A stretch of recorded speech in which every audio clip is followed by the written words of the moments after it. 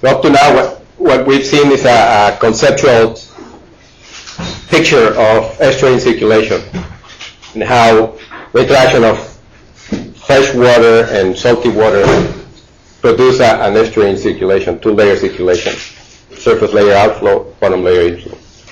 So we saw some examples of that, and that this is really a conceptual picture, because when you go out on the field, you rarely observe a two-layer circulation.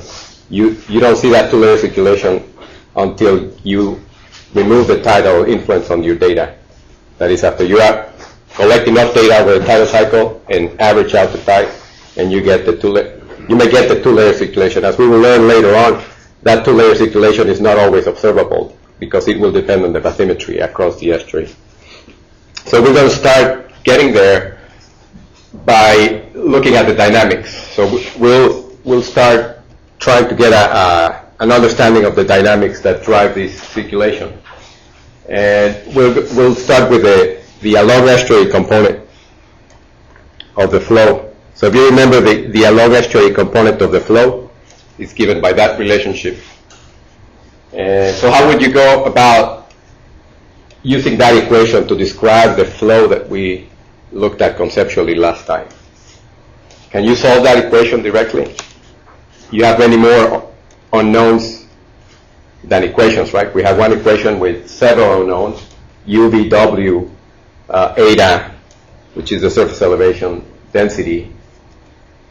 So we need to simplify this. So that's what you usually do many times in any problem that has to do with fluid motion. You try to see what the main drivers of the force, or what the main dynamic balance is. So in this case, if we assume steady state, linear motion, no rotation, homogeneous fluid, and friction only in the vertical, then we can simplify that equation. So let's go part by part. If we assume steady state, what part of this equation can we eliminate?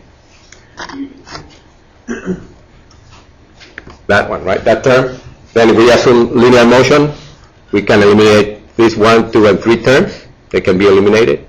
If we assume no rotation, and by that I mean no Earth's rotation, that is no Coriolis acceleration, so we can eliminate that one, right? Then if we say homogeneous fluid, there are no density gradients, we can eliminate that one. If we say friction in the vertical only, then we can eliminate those two.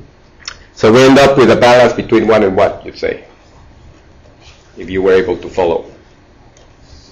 Elevation and friction and vertical. Yeah, so pressure gradient, barotropic pressure gradient versus friction. So we're going to assume a sea level slope eta that is sloping like that downwards in the positive x direction. So the slope, the eta dx, we're going to call it S, just to simplify notation. And notice that it's negative. It's a negative sign, right? Because eta decreases with x. So we can represent the balance, the dynamic balance, right? Pressure gradient versus friction. And that's what kind of equation is that? Is that an ordinary differential equation? Well, let me see. We assume that the eta dx, we can call the eta dx equals S, and it doesn't change with depth z. So that's effectively a constant. So we can rewrite the balance like that.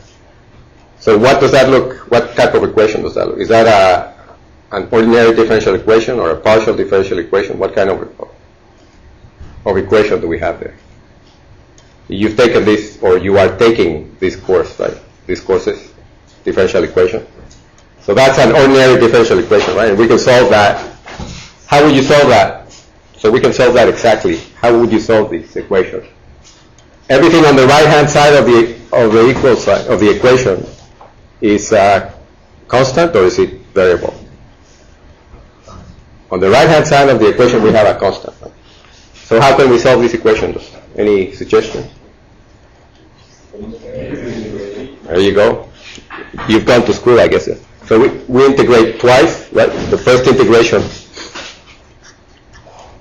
integration yields that relationship. We get a constant of integration C1 by integrating once, and the integration of a constant with respect to z gives us that this term here is z.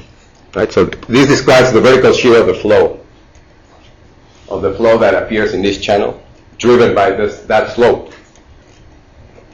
So before we go forward, just so we know where we're going. So we have this situation, this schematic right here, with a surface slope like that. What kind of motion would you expect to arise from that slope? The water will just move down slope, right? Is there going to be any return flow? Remember, we said homogeneous fluid. No, so you'll have water going down the gradient, down the slope, everywhere along the water column, throughout the water column. What's going to happen at the bottom? Well, we don't know. It depends on how we specify this problem, right? Okay. So more or less, now we know where we're going.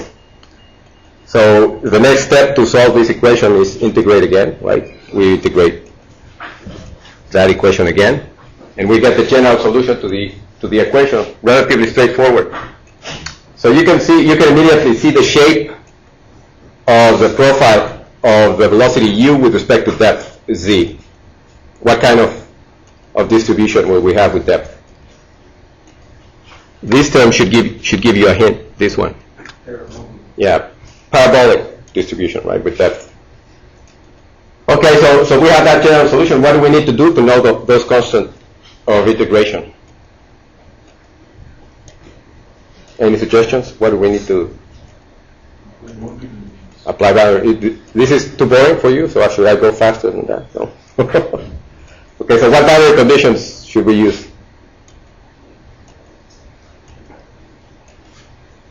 What boundary conditions for this problem here, this schematic? So we should know what happens at the surface and what happens at the bottom, right? So what can we specify at the surface?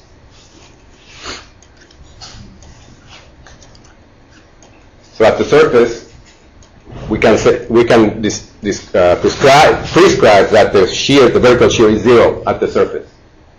So that's what I've expressed in symbols, given like that. So at the surface, du dz, the vertical shear is 0. There's no shear of the flow right at the surface. What would you specify at the bottom? Any suggestions on what to specify at the bottom?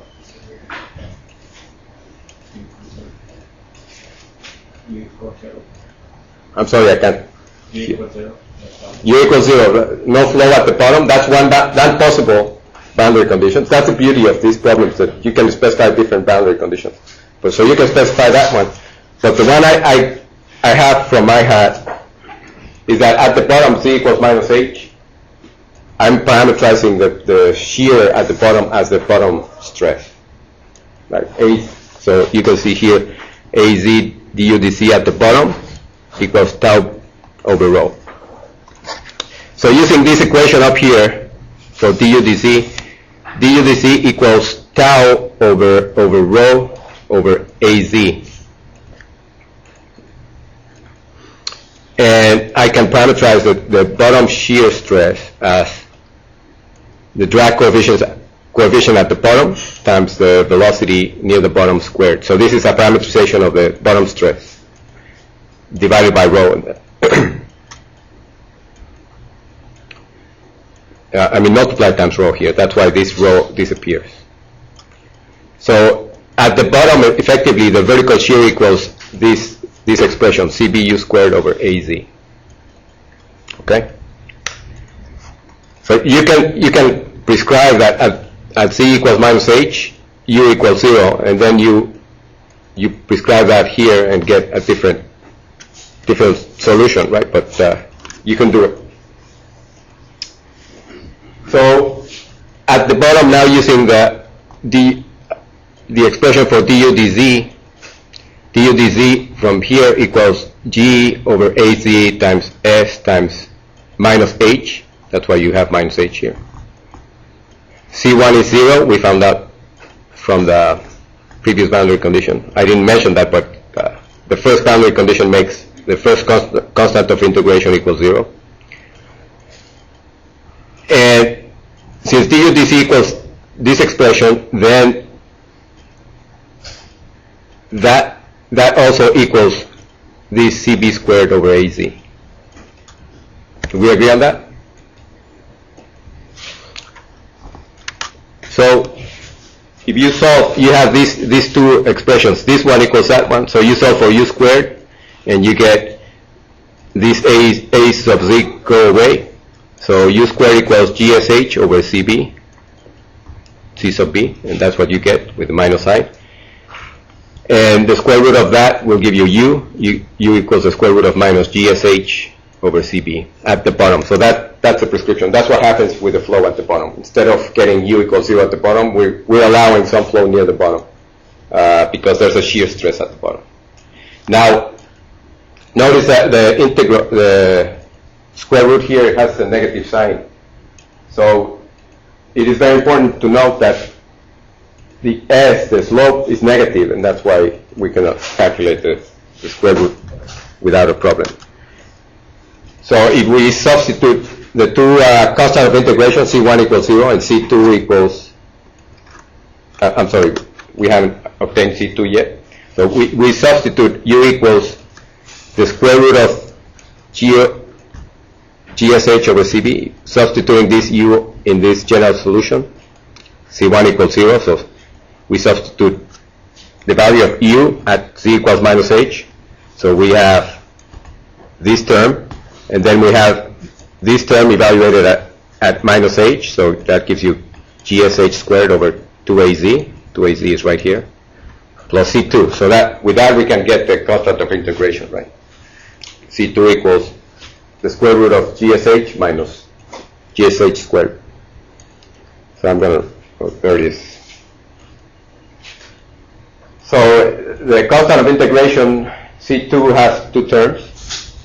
C1 equals 0. So we substitute the C2 in the general solution, like that. And by substituting, we get the general solution. I mean, the particular solution to the problem. Right. So notice that the first term on the right-hand side depends on depth squared. So that's a parabolic distribution of the flow with depth. And the other two terms are constant. We know for any given problem, we know all of the terms there. H, which is the depth of the water column, is prescribed. We can prescribe a slope that will drive the flow. We can play with the eddy viscosity, A sub z. We know what the drag coefficient, the C sub b, is. What is that? Does everybody remember the value for C sub b? Canonical value? 2.5 into something. 10 to the minus 3. 2.5 times 10 to the minus 3. And the units? Dimensionless, right? It doesn't have any dimensions. So we can rearrange the first two terms that notice have the GS over 2A sub C as common factor. So that gives you an idea of the profile. And it would look something like that. The blue profile that you see there is drawn for an eddy coefficient of 1 times 10 to the minus 3 meters squared per second. The drag coefficient, bottom drag coefficient of 2.5 times 10 to the minus 3, and a sea surface slope of 1 times 10 to the minus 6, which is a reasonable slope, probably on the large side. What does that mean? A slope of 1 times 10 to the minus 6 in terms of meters or millimeters. Do you have a sense of what that means? A slope of 1 times 10 to the minus 6? A surface elevation slope. It means that the surface elevation is 1 times 10 to the minus 6 meters lower here than here. No. Not that. That in 100 meters, you have a difference of how much? In 100 meters in the horizontal, you have what surface difference? 1 millimeter. What's that? 1 what? 1.1. 0.1 meter? 10 to the minus 4 meters. Yeah. Sorry, 100 meters, 10 to the minus 4 meters. So in 1 kilometer, you'd have a 1 millimeter difference. So imagine, this is barely measurable. In 10 kilometers, it would be 1 centimeter. So you'd have to go maybe 10 kilometers apart to be able to measure a slope like this. And this is tending to the slightly large size, not in the river, but in the ocean and in an estuary. This would be a sizable slope. In the river, it might be larger, so that gives you an idea. But in the river, it might be common to find this type of slope. So you see the blue profile is a parabola with strongest flow at the surface, no shear at the surface, and decreasing with depth. Notice that the flow at the bottom is not zero. It equals to the boundary condition that we obtained from the problem. So now we play a little bit with the two free parameters. Maybe there are more, but the main two free parameters of this solution are the eddy viscosity and the bottom drag coefficient. If you make the bottom drag coefficient smaller, that is 1 times 10 to the minus 3 instead of 2.5, the whole profile just shifts to a greater value of flow. A very important aspect of this solution, every time you obtain a solution, is to look at the values that you obtain. So does it make sense that we get current or flows of 1.5 meters per second, 2 meters per second at the surface? Is that common or uncommon for rivers? So this is like a river flow, right? Because it's not reversing, it's just going in one direction everywhere throughout the water column. Is that reasonable? Is that a reasonable value? If I told you 100, if you obtain 100 meters per second, there's something wrong, right? If you obtain 50 meters per second, still there's something wrong. That's a super fast flow. So 1 meter per second, 1.5, 2 meters per second for a river is reasonable. For tidal currents in narrow passages, that's reasonable too. So that you have to be careful every time you get a solution for something that your values make sense. So again, if you get a value of 100 or 10 to the third or 10 to the fourth, it means that something's wrong with your calculation or with your formulation or something, because it doesn't make sense. Right? Okay, so the effect of decreasing the drag coefficient is just to shift the whole profile to the right.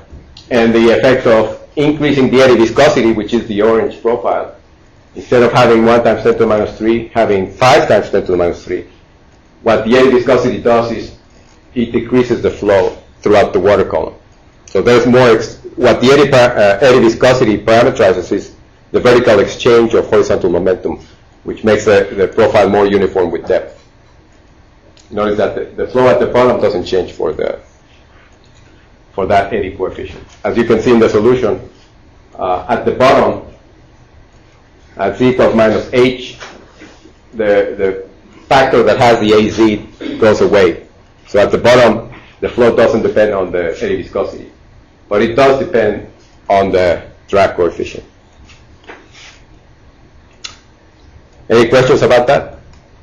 So this is like a river, right? We're not talking about an estuary yet. This is the balance between sea surface slope and friction. And that's what you should expect, the dynamics to control the flow in the river. In general, right? Because there are areas of a river where the flow accelerates and decelerates, so then the advective effect, the advective accelerations will be important. So you'll come close to something that's Bernoulli type of balance, advection balancing the pressure gradient. All right, so let's move on to a situation more relevant to estuaries, in which we have both the pressure gradient contribution from the slope and from the I forgot what other contribution the pressure gradient has. It has from the surface slope and from what else? How else do we get a pressure gradient? Not just from the surface slope, but from what in estuaries? From density gradient, right? Horizontal density gradient. So if we take pressure equals the hydrostatic pressure, we can expand the pressure gradient again as What is that symbol? It's a 1, 2, 3 symbol. Right? It's the parentheses. Well, anyway, so if you disregard those symbols, they don't mean anything. So we have the pressure gradient contribution from the surface slope and from the horizontal density gradient. I know what this is supposed to say. That Right. Yes. yes, an underline bracket. So z plus eta, you can approximate z plus eta as a z because typically the variation of surface is a small fraction of the whole water column. So you can approximate it like that in order not to be carrying the eta. And then the momentum balance between pressure gradient and friction throughout the water column. I'm calling it the vertical mixing, but it's more general friction. So we have, this is a term related to friction, but remember it has the eddy viscosity, which I've already divided. It's appearing in the denominator here. So this is the pressure gradient contribution from the sea surface slope, and this is the contribution to the pressure gradient from the density gradient. All right, so in order so that we don't keep writing d eta dx and d rho dx, we're going to write them as d eta dx equals I, capital I, and d rho dx we're going to write as capital G. And we're assuming that these are independent of depth. For d eta dx, that's true, but for d rho dx, it's a reasonable approximation. Maybe we'll discuss that later throughout the course. And I would encourage you also when you go out and take your measurements to see whether that is true. This d rho dx is constant with depth. This is an assumption that's frequently used for analytical solutions. And it may be okay in some circumstances, but in general, it's not a great assumption. But you have to do it in order to simplify the math to be able to solve this analytically. So keep this in mind that d rho dx is constant with depth. So at every depth, the horizontal density gradient remains the same. That's what we're assuming with this. And so we can rewrite this equation here as that in terms of I and G, capital I and capital G. So again, we have an equation that looks sort of friendly, sort of, right? It's again, it's an ordinary differential equation, non-homogeneous, and we can obtain the solution by integrating twice. So integrating once, you get that this term generates a z, right? And this term generates a z squared over 2, which is right here, plus the constant of integration. We integrate again, and then we get the general solution. That's a pretty friendly looking solution, right? But it's general still. It's not germane to our problem yet. So it will become sort of lengthy, as you will see, from the constant of integration. But we can predict what type of shape it'll have, right? What type of shape will it have? That is, how will the flow change with depth from surface to bottom? Any suggestions? Just by looking at that solution. What's the leading order term, the highest order term? C cubed, right? So that's, what type of curve is that? If we go back to, sorry? Something like that. And Matt is drawing it. Also, Allison is drawing it. So that's a hyperbola. So it should have two inflection points. And we'll see if that's true when we arrive at the solution.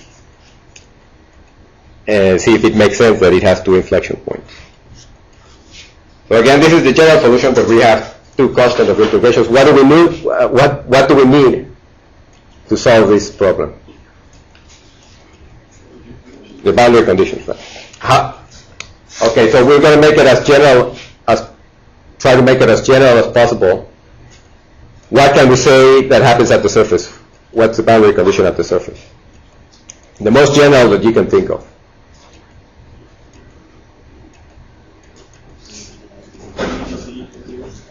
Zero? Flow equals zero at the surface? What if the wind is blowing? Well, that's a trick that I added, right? But what if the wind is blowing? Well, we can say that at the surface, the shear is given by the wind stress. The vertical shear is given by the wind stress. That's what we can say at the surface.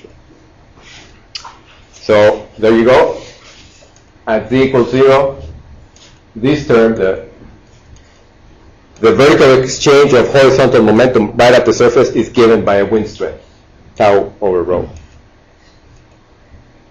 And by applying this boundary condition, I think it comes from here, yeah. By applying this boundary condition to du dz, to this, so we have du dz equals tau over rho az. Right? So du dz equals taking this solution and du dz, substituting du dz for tau over rho az. At z equals 0, this term goes, and then you have C1 equals du dz or tau over rho AC. So that's the first constant of integration, C1 equals tau over rho Az. Follow there? Okay. Then at the bottom, at z equals minus h, we're going to assume we could have three boundary conditions at the bottom, or you can tell me of another one. But we can assume that the flow is 0 at the bottom. We can assume that the flow equals that we have a shear stress at the bottom. That we can parameterize AZ du dz equals a stress at the bottom, just like we did at the surface. Or we can say that at the bottom the vertical shear equals 0, like we did in the previous. So we're going to look at the first and the third that I mentioned. The second one is very difficult to solve, and that might be part of the midterm exam.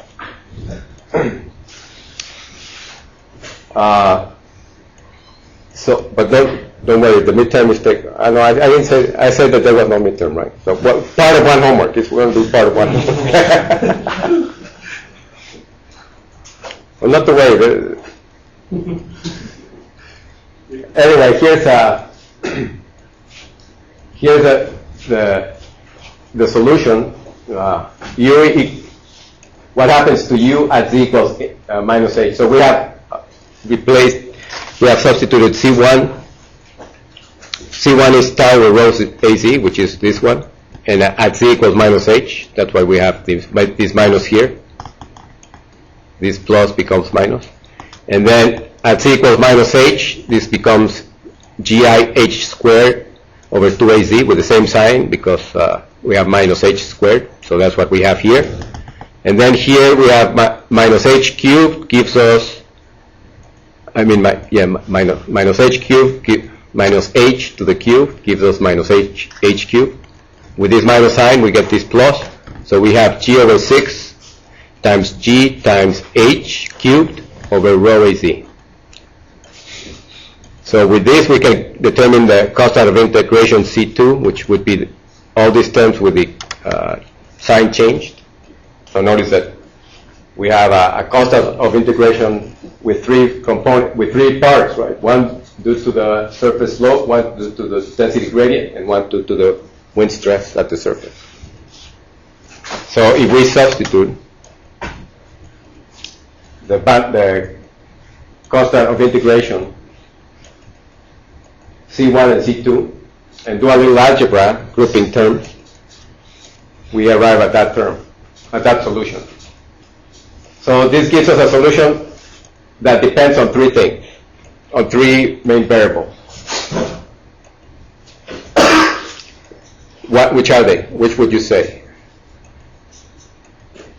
The solution has three parts. This part, that part, and that part.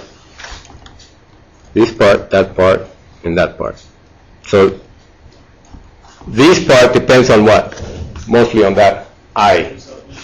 The I, which is the surface slope. On the surface slope, this part, which depends on the horizontal density gradient, and this part that depends on wind stress. So depending on this forcing agent, the flow will change. But the flow will always be proportional to z cubed, the depth cube. So it will change cubically with depth. Now the trick here is, we could solve this equation by prescribing values. So what are the values that we need to prescribe?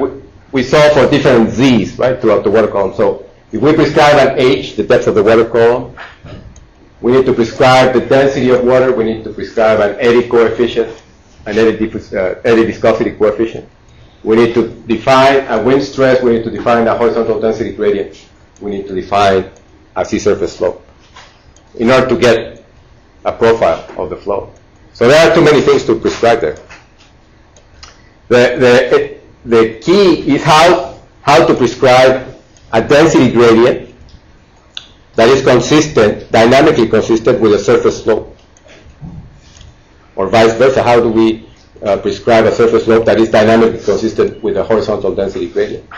So in other words, we have a salinity of 10 near the river head, and a salinity of 30 at the river at the estuary mouth. That gives us a horizontal density gradient. Right? But what is the slope that is dynamically consistent with that horizontal density gradient? Do we know? Can we say it's 10 to the minus 5? Just like that? Can we say it's 10 to the minus 6 or 10 to the minus 7? We don't know, right? So they have to be dynamically consistent. And the way you do it is by prescribing a boundary condition, saying that, well, we'll get there in a minute. So just reiterating, this is a third-degree polynomial, which is proportional to depth. As you can see here, proportional to depth, or depth, and inversely proportional to the eddy viscosity too, inversely proportional to friction.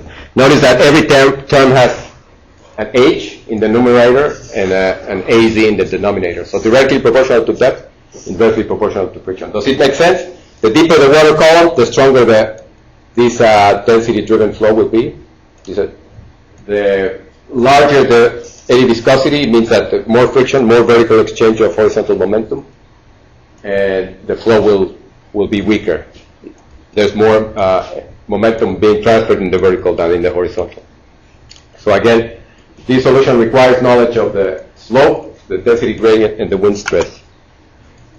So we need a dynamically consistent prescription or relationship between the density gradient and the surface flow. And really also in terms of the wind stress. So we can express that slope in terms of the river discharge that we're going to call R, there's the horizontal density gradient, and in terms of the wind stress. If we prescribe that boundary condition, if we restrict the solution to say that if we integrate the flow throughout the water column, that has to be equal to how much water we put into the system, that is the river input. For a density-driven flow, for a flow exclusively driven by density gradient, without adding any river, the vertical integration of the flow should be equal to what? The water that goes this way should practically equal the water that goes that way. So if you integrate it vertically, it should be equal to 0. But in the case of when you add a river discharge, the net transport vertically integrated should be equal to that river input that you added. So we're restricting that. By restricting this, you can integrate this solution with respect to depth and make it equal to R. And with that, you solve for I in terms of G, tau, and rho. And that's a lot of fun algebra that I'm not going to show here. But R gives you this. This is relatively straightforward. You just integrate this from minus h to 0 and make this u equal to R, and you get that relationship. So again, you solve for I in terms of R, G, and tau, and that gives you I. So now you substitute this I up here, and you're going to get two terms in G, two terms in tau, and one term in R. So, so you get a general solution. But one thing to note here from this relationship is that the density gradient and the river discharge are acting the same direction. They increase because they're positive. They both are positive. They increase the slope. So that this makes sense. The larger the longitudinal density gradient, the larger the slope. And also the larger the river discharge, the larger the slope. In contrast, the wind stress tends to oppose I, the surface slope. So if the wind is blowing from the head to the mouth of the estuary, the head to the mouth, that's a positive wind in the positive direction. So that will tend to create a negative slope because it'll pile up water toward the mouth. So it will tend to compete with the slope of the river discharge. And vice versa, if the wind is blowing in the negative direction, that is from the mouth to the head of the estuary, it'll pile up water against the head of the estuary, and it'll reinforce the slope of the river discharge. So that's why a negative tau would produce a positive slope, a positive tau would produce a negative slope. Okay? So again, substituting the value of the slope in terms of the density gradient, the river discharge, and the wind stress into that general solution that we have there. The general solution that is in terms of the slope, the density gradient, and the wind stress. We get that beautiful solution that in the general form it looked relatively straightforward, and now this is the particular solution to the problem under the condition that we have zero flow at the bottom. Right? Like I said before, you're going to try what happens when at the bottom you have the vertical shear equals zero. That is du dz equals zero at the bottom. You'll have fun with playing with that. So, and yet you'll get to go through all the algebra that arrives at this solution. So notice that this solution has three different parts. And that looks ugly, but there's supposed to be a bracket under enclosing each term. So this whole term is the density-driven part. This term is the density-driven part. Why? Because it has the G. There's a horizontal density gradient. This term is the river-induced part, and this term is the wind-induced part. Now, look at the variations of each term with respect to Z, and see if you can describe what they should look like, each component of the flow. So the density-driven part is proportional to, in terms of Z, is proportional to the largest power of Z is the cube. Right? So that density-driven part should have what shape? What kind of shape? Again, a hyperbola, right? So we keep that in mind. That the stronger the horizontal density gradient, the stronger the density-driven flow. The larger the depth, notice the sensitivity of the density-driven part to depth. So the deeper it is, the more effective this estuarine circulation will be, this density-driven part. That's why many times in shallow estuaries you don't see this. Even if you have a sizable horizontal density gradient, you will not have the density-driven part dominating. And also it's inversely proportional to the eddy viscosity. So that's the density-driven part. Okay, who can, based on that basis, who can describe the river-induced part?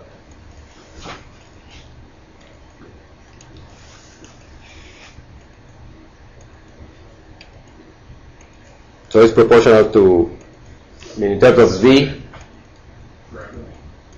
that's a parabola, right? And so it's proportional to R, the largest the river discharge, the largest the flow will be. And also inversely proportional to the depth of the water column. So the river-induced part will be more effective in shallow waters. And that produces a parabola, just like we described before, a parabola of flow going in the same direction throughout the water column. Right? What happens? Okay, let's look at this one and this one. What happens at the bottom? Let's see if it makes sense. If the solutions fulfill the boundary conditions that we prescribe. At the bottom, z equals minus h. Right? So what happens to this term? H squared over h squared. We have, what happens here? 0. And here, minus h cubed over h cubed is minus 1. That becomes 0. So that's good. The density-driven flow is 0 at the bottom. That coincides with our boundary condition. So how about here? At z equals minus h, 0 also. Okay, so we're okay. Those two parts make sense. How about the wind-driven part? Come on, somebody explain that part.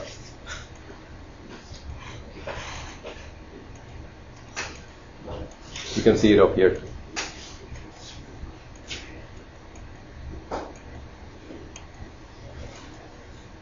So what does this z squared mean?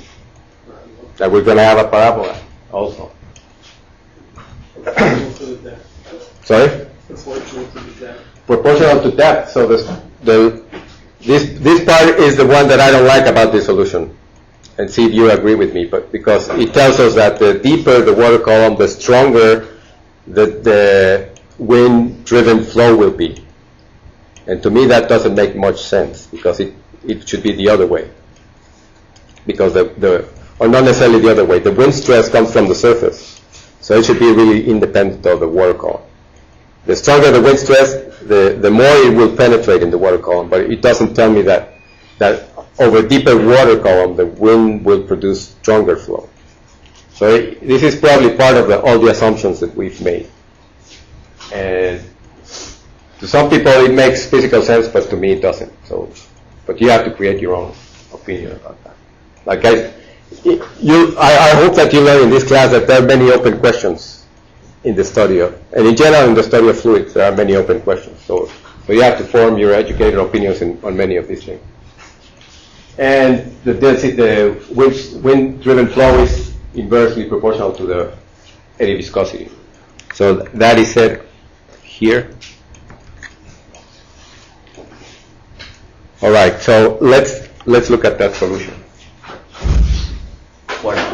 So we have the three parts, but I don't have them labeled. So you can tell me what each line represents there. Let's start with the green line. What do you think the green line represents?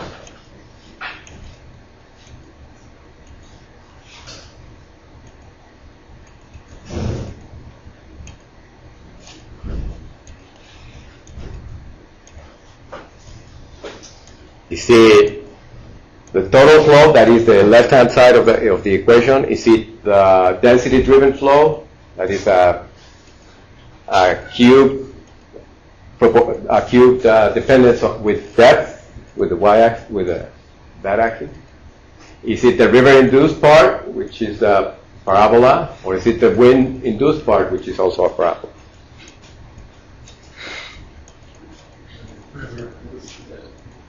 River. Yes, it's the river-driven part, the green one. How about the others? You can tell me about the others. The dark red.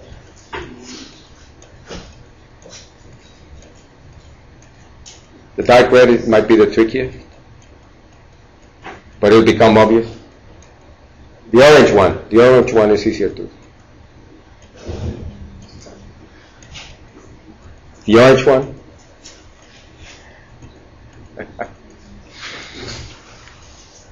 Is the orange one the third line? We're just all This is the orange one. Okay. I think it's orange, right? It doesn't look orange to you? I think I haven't turned them off white. It's the total solution. That's the orange. I consider that's good. Yes, that's the density-driven part. It has two inflection points, one here and the other one here. So that's the hyperbola.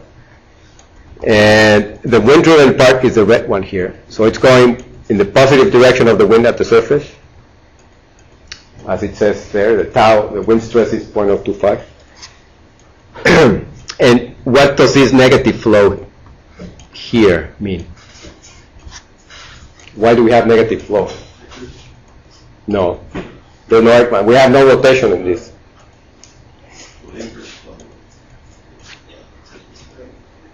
What was that? So if the wind's blowing in one direction on the surface, the return is lower. It's a return flow. How does that return flow develop? This return flow. Yes, the pressure gradient at the surface. So the wind, what we were talking about just before, the wind, if the wind blows from the mouth to the head of the estuary, it will pile up water at the head, and so the water drives water at the surface toward the head. So that's what happens at the surface. And underneath, it goes in the opposite direction to the flow at the surface. So according to this solution, we're going to have a two-layered response to wind forcing. And the blue one would be the sum of all the others. So that's what you would see from the action of wind, river, and density gradient. Notice that the density driven flow, the orange line, if you integrate it vertically, that orange line will give you what? Integrating the orange line vertically gives you zero. No net flow. How about the red line, the wind-driven part? You integrate it vertically, and it gives you zero. No net flow. How about the green one? That's a river discharge, so that's the net volume that you're adding per unit time that you're adding to the system. And that's why the blue one, when you integrate it vertically, will give you what? The equivalent to the integral of the green part, right? The river input. And notice again the values in the abscissa. We're talking about flows on the order of 10 centimeters per second. If you get values on the order of 1 meter per second, it means that you're either prescribing a very large density gradient that might not be observed very frequently, or that the water column is too deep, or because notice that the solution here depends on HQ, or that there's something wrong with your solution. Right? So, or if it's too weak, you have to make sure that your solution makes sense. So notice the parameters for this solution. That's typical of estuaries, 10 meters, density gradients, 4 kilograms per cubic meter in 10 kilometers, which is it's reasonable. It's not weak, it's not strong either. And then viscosity, that's nominal also, 1 times 10 to the minus 3. A wind stress of 2.5 times 10 to the minus 2 pascals, which is like 5 meters per second wind, 10 knot wind. And a river discharge that needs to be prescribed in meters squared per second. So we're prescribing a river discharge of 800 cubic meters per second, which is approximately the annual mean of estuaries like the Delaware Bay or rivers in the northwest, maybe in British Columbia, the medium-sized rivers, not the largest. And 5 kilometers is the width of the river when it discharges. So this R should be prescribed as a discharge per unit width of river, so that the units are consistent throughout. Okay? Any questions up to here? No questions. Okay. we'll take a break in a minute, in a couple of minutes. So now, instead of at the bottom, instead of assuming that the flow equals 0 at the bottom, if we assume that the vertical shear equals 0, that is, there's no bottom stress at the bottom, and you go through the algebra, the density-driven part only, the density-driven part is given by that. Very similar to the other solution. Before we had a 48 in the denominator instead of a 24, and the dependence on depth is slightly different, but the solution looks something like this. So instead of having the flow at the bottom going to 0, like it's curving down to 0, now we have that du dz, the vertical shear, equals 0 at the bottom. So now it's a symmetric distribution with depth. Same distribution in the upper middle of the water column as the lower half of the water column. And again, so you can start preparing for a question in the homework. What happens if instead of du dc equals 0 equals the bottom stress? So that is az du dc equals tau over rho. And you can start working the algebra. That's a lot of fun. So does this happen in nature? I'm going to give you an example where this latest solution, du dz equals 0, applies. And we're going to where? You know where. Right. And I'm trying to see. Last week I was a little further south where this map shows, where this one shows. So I was somewhere around here. But anyway, that's another thing. That's another story. I'm showing you data from this part, which is enlarged here. I had shown you this bathymetry before when we talked about estuaries, and the introduction. So we have a depth of around 200 meters here that comes to 50 meters, and then down to 200 meters over here. So we have a sill, and we had an instrument mounted on the bottom, recording profiles throughout 3 months, and the average of those 3 months of data looks something like the continuous black line. That's a beam flow observed, the water column. And if I try to fit as best as possible that solution, but expressed in terms of the horizontal density gradient, I formulated it in terms of the slope because it was easier to. I had the slope actually from 2 instruments. Those black dots that appear there are these black dots are locations of surface elevation measurements. So I knew what the slope was, and it was 2 times 10 to the minus 6 on average. And then using a nominal eddy viscosity, which is in the low side here, that broken line fits very nicely to the observed flow. That's a solution assuming du dz equals 0 at the bottom. There's no shear at the bottom, instead of making it go down to 0 at the bottom. All right.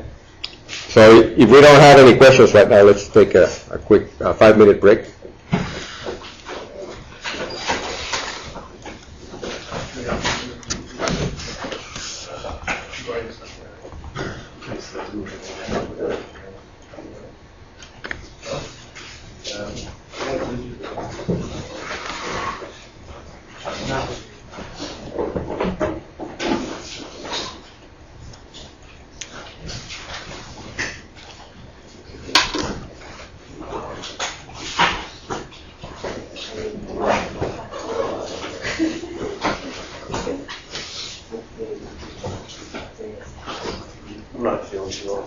Okay.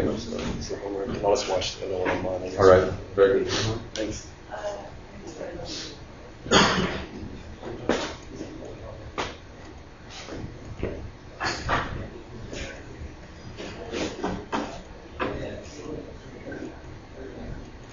So you say say that the scope is always too small. So it doesn't modify that. Yeah, it's too over unless the formula is there. Yes.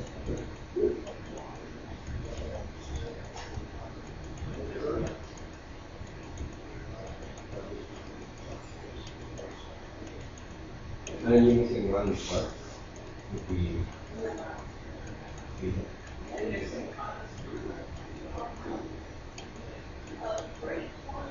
it says 738. So the covariance of the flow with the is not included here. Well, this is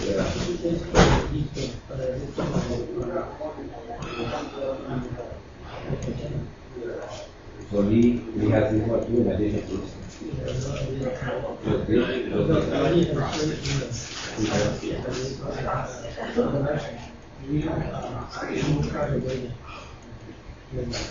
Right.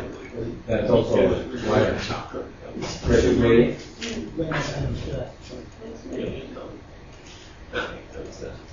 Yeah, they don't have it. They directly to a spurt cracker. Right. Oh,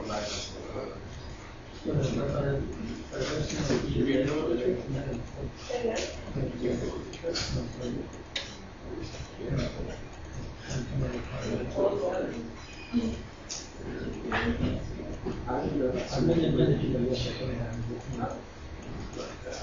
trying to get stress. I'm not saying we need about why would it show up when you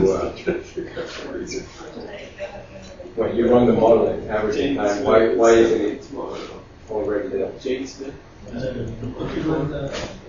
So they're only first. Yeah. Oh, really? This is like my advisor. So when we observation, how do we Because observe? if I open like this, So we ask only you have what I weeks. feel. Occasionally links.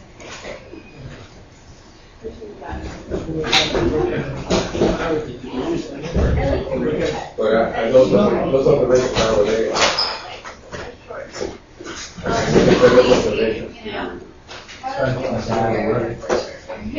Those solutions. Yeah, I don't do my own.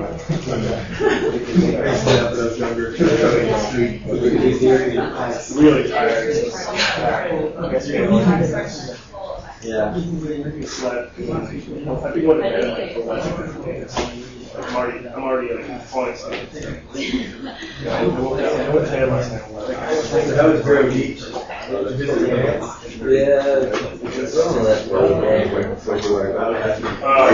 I can't. Yeah, I have the plants against me. I didn't work. Go by cultural tech. When is plants? Yeah. When's plants? 20, Pretty sweet setup. We live like 20 something, I don't Three know. rides bike to work or That's not bad. bad. Yeah. Kids work, kids are 8. You can go at night. Huh? You could go at night. Could be like You can go for the night shift. Night shift? Yeah. Apparently it's doing some sort of No. We'll see. every year. Okay. Yeah. Yeah, sorry about that. I'll let you forgot. Hopefully, I'll be down for plants. To try to look at things. So we have explored already the balance between pressure gradient and friction for the two cases, one in which the pressure gradient is driven by the surface slope only, so that gives you river type flow, and then the pressure gradient in which you have both the contributions from slope and density gradient. And in that case, you do have what you would expect in estuaries, a two-layer circulation, the gravitational circulation, surface outflow, bottom inflow. And we saw the analytical description of those. So now instead of having friction balance the pressure gradient, we can assume that advection will balance the pressure gradient. And in this particular situation, we will assume that the upper layer is homogeneous and it can move throughout the system, and that the lower layer is static, it doesn't move. So we're going to consider inertial effects, that is advection, and we're going to ignore friction. Any systems, natural systems, where you could observe this, where you can have this situation, that you only have a surface layer being where the water moves and a lower layer where there's not much motion? Swimming But it has to be a deep swimming pool, right? it could be a deep swimming pool, and it has to be in the summer only, when it's stratified, because otherwise you'd have a lot of mixing. But Matt said a fjord, and yes, a deep fjord where the lower layer doesn't move much. So this could apply to deep fjords. We're going to define the surface elevation slope like that in the negative direction. We're going to call it zeta 1. And then the interface sloping in the opposite direction, we're going to call it zeta 2.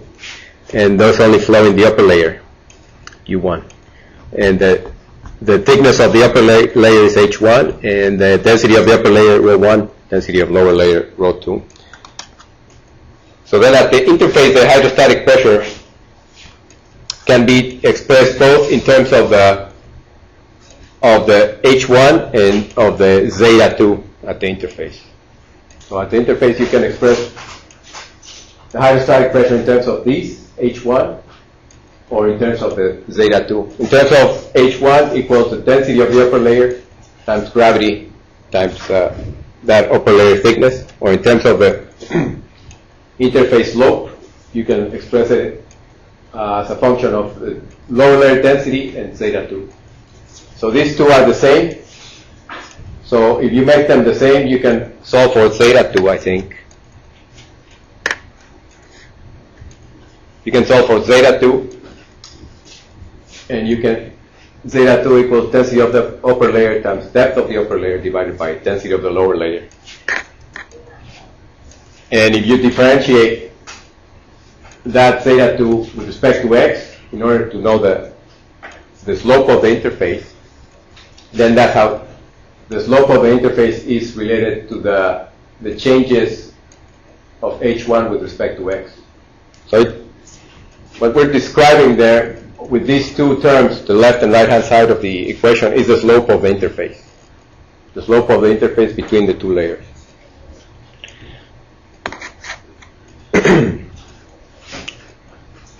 So we'll use this expression for the slope of the interface in a minute.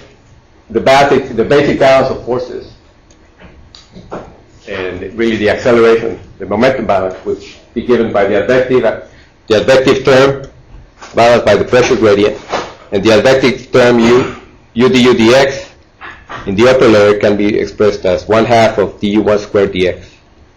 Right, because the du1 squared dx, the second derivative of du1, the derivative of u squared with respect to dx is u du dx, twice du dx. That's why we have that 1/2 here. And we know that the horizontal pressure gradient in the lower layer equals 0. So that's a momentum balance. If you integrate over a volume enclosing the upper layer, what you get is that you take into account the density of the upper layer and the thickness of the upper layer, u1 squared. So this would be the integration of this term over the whole upper layer, and then the integral of this term will give you this expression. Notice that we've moved that ρ1 to over here, and that's why it appears here and not here. So now how do you differentiate, or rather integrate a differential? So you have to use the Leibniz rule, right, to do that. because P1 depends on depth, zeta 1 and zeta 2. So we get using the Leibniz rule, we get that the left-hand side of this momentum balance integrated over the whole volume of the upper layer gives you this. It doesn't change. And then using the Leibniz rule, you get this expression, where this is approximately the pressure of the upper layer, but now expressed of that G prime. Remember what the G prime is, the reduced gravity? So it's gravity times the density contrast, in this case, rho 2 minus rho 1 divided by rho 2. That's what that G prime would be. And notice that we have a differential with respect to x on both sides of the equation. So what we have is that the changes along the distance x of this that represents the advective terms and this that represents the pressure gradient equals 0. Now, does this start looking familiar? This term inside the parentheses. Does that look like anything that you have seen anywhere? Bernoulli's equation. Huh? What is this equation? Oh, yeah, you said it, right. You said Bernoulli's equation, right? Yes. That's it. So you hesitated first? You weren't sure that it was, or you were sure that it was Bernoulli's equation? I was sure. I was right back in saying Yeah, so that's Bernoulli's equation, but that's one form of Bernoulli's equation. But because it really expresses momentum here, it doesn't express energy balance. So this is the momentum balance integrated over the entire upper layer, or what we integrated over the entire layer. So it gives us an energy balance. You're right, it's an energy balance. So this quantity inside the brackets must remain constant because equals 0. So we have kinetic energy and potential energy, right? So this is the kinetic energy and the potential energy.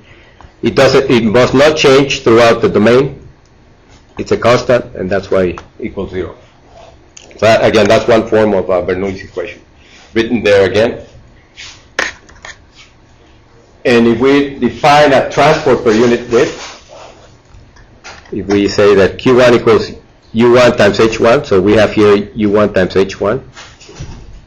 We can rewrite that Bernoulli equation like that in terms of Q, the transport per unit width.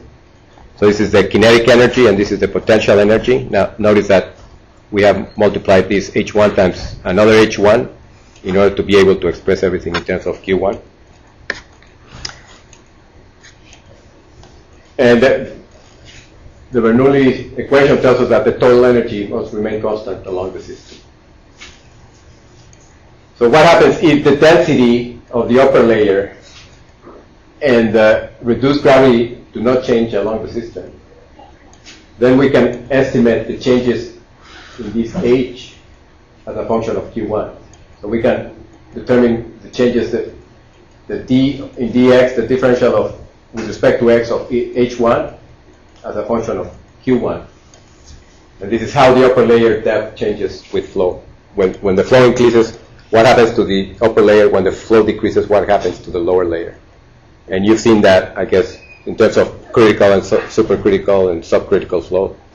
But we'll review that. So if this is constant, that is, the term inside the brackets is constant, then you differentiate this one with respect to Q1, this one, and you get, differentiating this one with respect to Q1, you get this term, and then differentiating this one with respect to Q1, you get these other two terms. Sorry, no.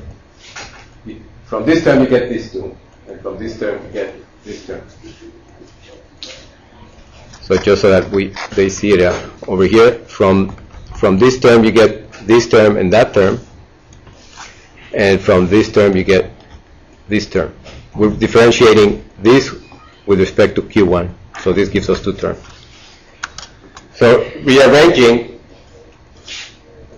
we obtain how the upper layer changes with respect to the volume flux in the upper layer, and it's a function of this, the flow in the upper layer and the difference between U1 squared and G prime H1. Remember, what is this? What's G prime H? What is G prime H? You didn't say it this morning then, but it's part of your morning sayings, I guess. You forgot to say it? No. What's the speed of a gravity wave? Of a long wave. The speed of a long wave? What's the speed of a long wave? GH, square root of GH. What's the speed of a long internal wave? G prime H. But the square root of G prime H. So this is the speed of the long gravity internal wave, squared. So we're comparing here in the denominator the flow of the upper layer versus the speed of the long internal wave. So you can rewrite it like that. The denominator, look at the denominator, instead of having G prime H1, we'll call C1 squared, which is again the speed of the long internal wave. Don't forget tomorrow to say it when you get up, because it'll keep coming back. Or if you forget tomorrow on Thursday, because we have class on Thursday, and it'll come back.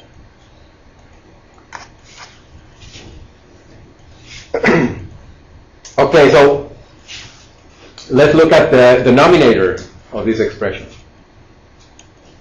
So subcritical flow means that U1 is lower than C1, right? That the flow in the upper layer is weaker than the speed of the long internal wave. That means that the flow is subcritical.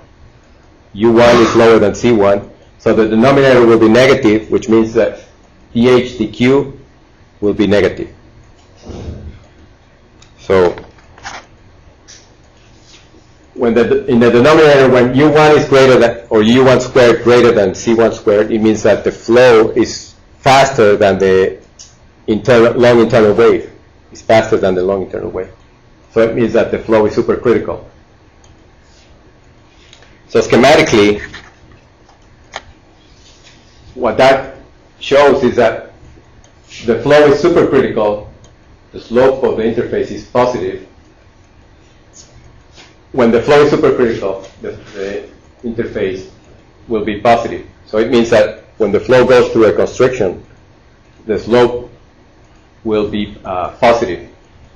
So the flow would accelerate from here to here, right?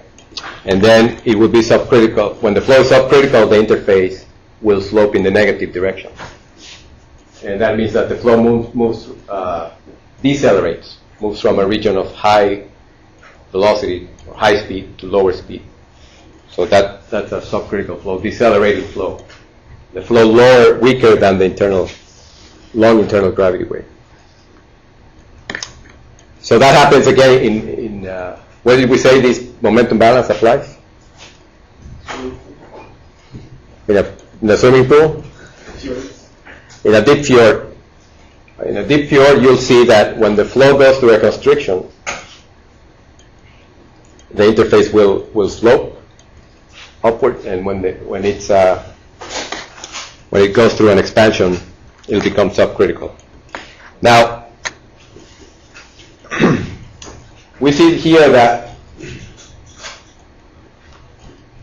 when the layer becomes shallower, the flow accelerates. And when the layer becomes deeper, the flow decelerates. Now, when we looked at the solution of the river, if you remember, I didn't discuss this enough, but the solution of the river and also the density-driven part, we saw that those solutions were directly dependent on depth. I mentioned that the density-driven flow was highly sensitive to the depth because it was proportional to h cubed, to depth cubed, right? So in that case, the deeper the water column, the stronger the flow. Here, the deeper the interface, the weaker the flow. Is this an apparent paradox? Are we contradicting ourselves? what's the difference? Do you understand what the apparent paradox is? And it's not really that. It's just really that we're talking about apples and oranges. But do you see that in one situation the flow becomes stronger over deeper regions, and in another situation the flow becomes stronger over shallower regions? So why do I say that we're talking about apples and oranges? Because the momentum, the dynamics is different. When the dynamics is dominated by friction, then the flow will be stronger over the deeper areas because there's less friction. But when the flow is dominated by advection, that is when we can ignore friction, friction doesn't come into play, then you will have the Bernoulli type of dynamics in which the flow accelerates over shallower area. So it's a different dynamic agent that's balancing the pressure gradient. That's what's really happening. So, and that will tell you a lot about the dynamics. If you go to an area, an estuary in the generic sense, that is, it could be a shallow estuary or a fjord. If you see that the flow accelerates over shallow areas, then you can guess the dynamics. You can guess that the pressure gradient is being balanced by advection. And on the other hand, like you've observed here in the Ponce de León Inlet or in St. Augustine Inlet, the flow accelerates. The flow is stronger over deeper area, so you can guess what the dynamics will be there, right? The pressure gradient balanced by friction, all right? So the way we see it, that is that in a momentum balance consisting of pressure gradient balanced by friction, the flow is proportional to the depth square. So you can scale the balance, this balance. You can scale the numerator as u and the denominator as h squared. This scales the same. So the flow is proportional to h squared. And this is just to illustrate what I just said before.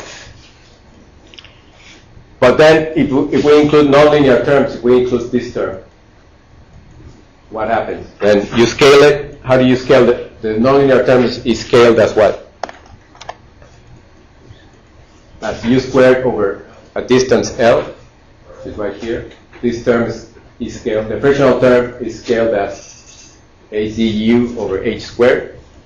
And then the slope is given like that. So you can solve that for that equation. Notice it's an algebraic second order equation. So if you solve by, you get this expression. U is a function of the horizontal length scale, L, and inversely proportional to depth, h squared.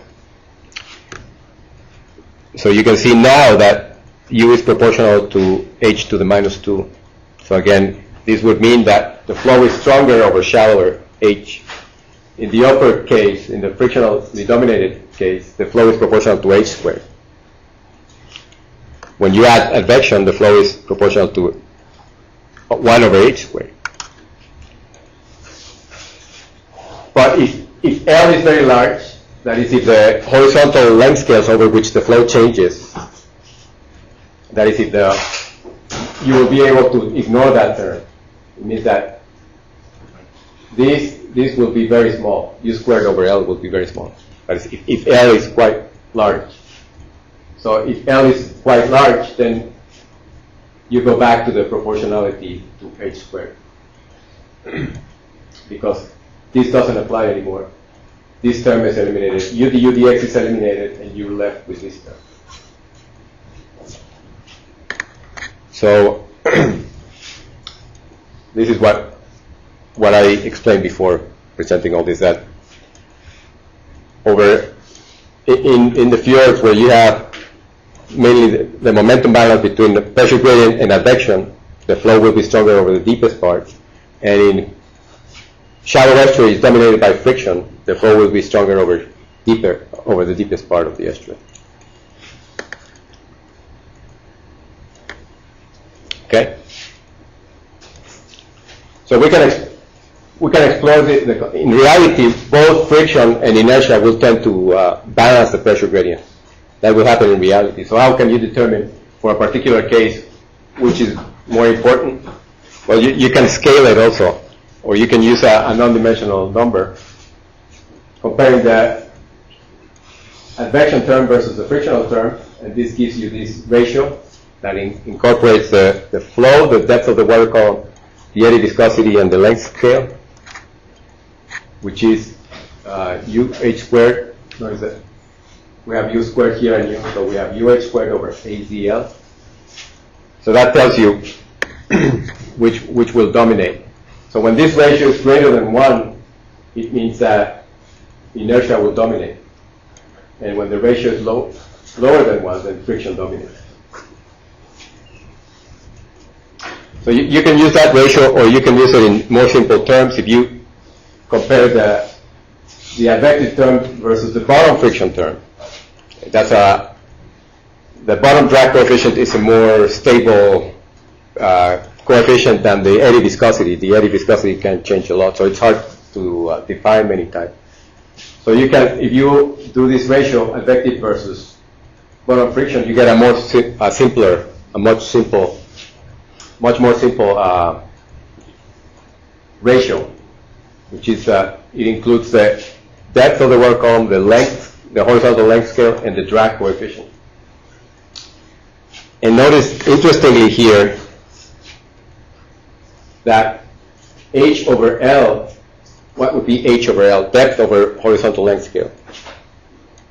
So that could be the slope of the bottom. The slope of the bottom.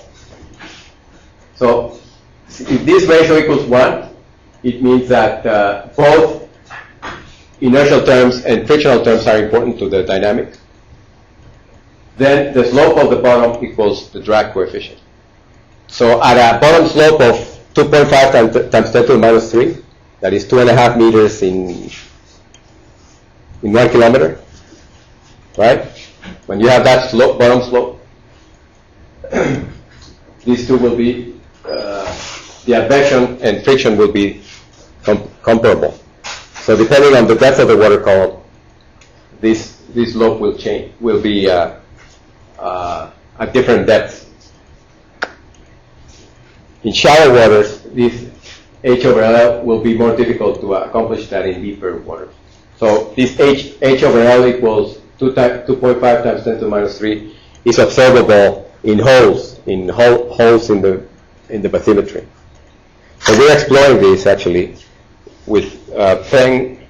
We're looking at what happens in hollows when the flow goes to a hole and then comes out of the hollow, and we can try to explain this competition between advection and inertia, and see if we can demonstrate that when the bottom slope is greater than the bottom drag coefficient, then inertia will dominate, the advective effects will dominate.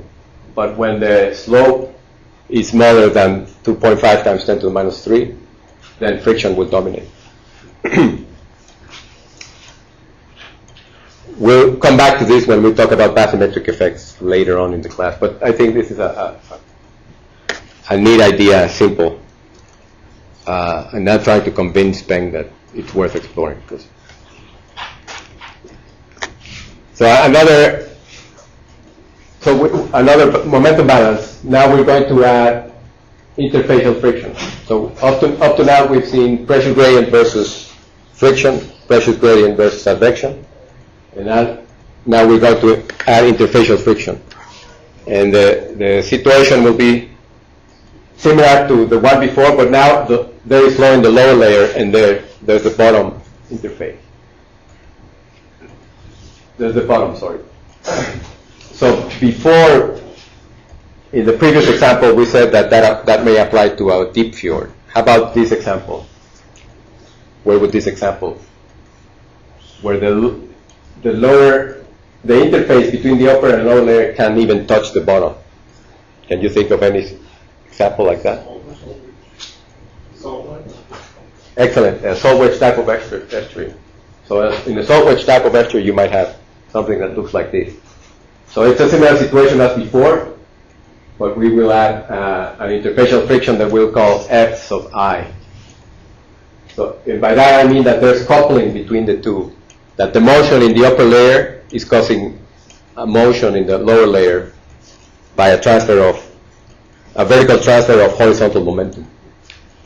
So there is frictional drag between the two layers, and that drag slows down the upper layer and drives to a weak flow in the lower layer. So as expressed here in the diagram, you have a flow in the same direction in the upper layer and in the upper part of the lower layer, but you also have a return flow in the lower layer. So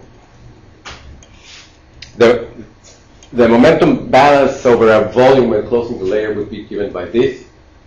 So this one is the advective term, the pressure gradient term. These two are the ones that we have explored before. That gives us a Bernoulli type of balance. And now we have added an interfacial friction that you can parameterize like the bottom friction, but now this C sub B is not the bottom drag, but it's a drag between the upper and the lower layer. So you can express it like that with the Bernoulli type of balance here, and now we have a pressure gradient term in terms of zeta 2, and then the interfacial friction there. And the funny symbols appear again, but the momentum balance becomes the driving force due to the surface pressure gradient and balanced by the slope or the thinning of the layer and then interfacial friction, which is it's essentially the same. But in the lower layer, that's in the upper layer. In the lower layer, the balance is the familiar pressure gradient versus friction. And we know what the solution is in the lower layer. We know what the solution is for this one, right? It's a two-layer circulation, the estuarine circulation.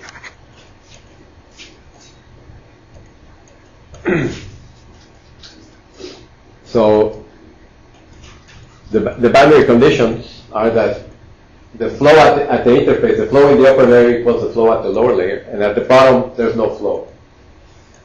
And another boundary condition is that the integrated flow in the lower layer equals 0. There's no net flow in the lower layer. So what the profile of the flow would look something like that. A uniform upper layer, and at the lower layer, right below the interface, the flow is the same as the upper layer. But then because of this momentum balance, you have this two-layer circulation. So remember, this is the net flow. And this is pretty similar to what you would observe in a salt wedge type of estuary. So again, to the advection pressure plus pressure gradient, you've added interfacial friction. And you get a profile that looks something like that. So we have seen four or five momentum balance, basic momentum balance that we can use to simplify most of the problems in natural estuaries. One is the barotropic pressure gradient against friction, which gives us a profile like a river, a flow profile like in a river. So this would be the case in rivers or homogeneous estuaries. Then we have the total pressure gradient with the contribution of the surface slope and the horizontal density gradient balanced by friction. And in this case would be applicable to what?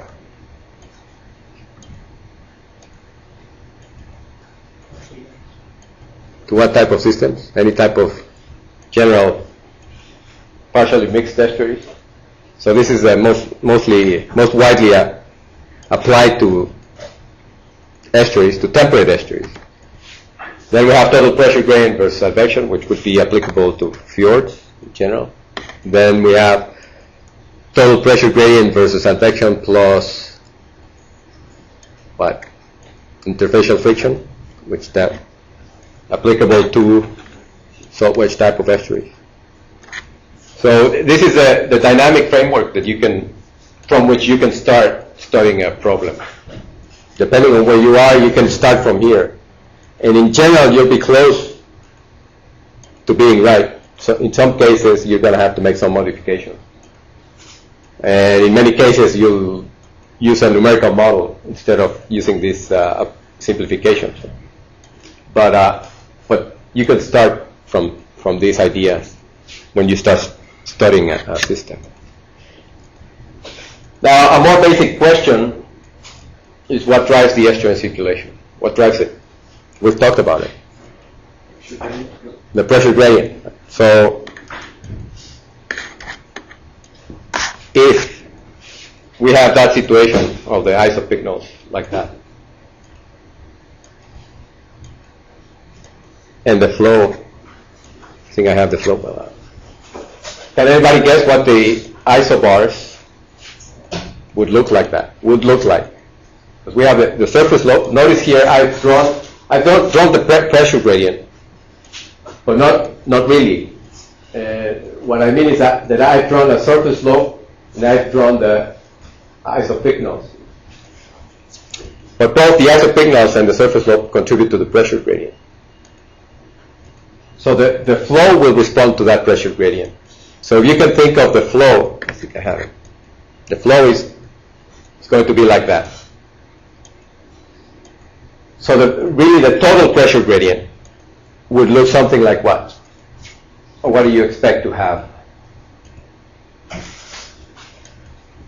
You should have the isobars distributed in such a way that the net flow in the upper layer is from the river to the ocean, and in the lower layer from the ocean to the river.